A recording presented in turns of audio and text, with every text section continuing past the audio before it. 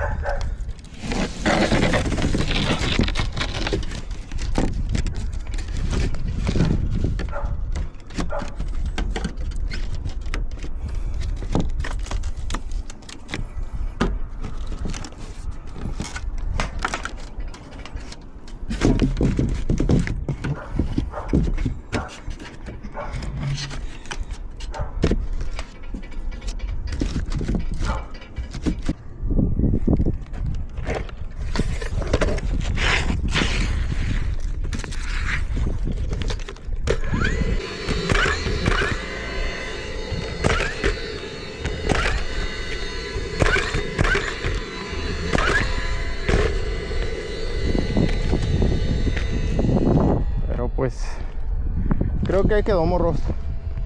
Y ahorita nomás le voy a dar su sellada, su coqueada, su pintada y se fue.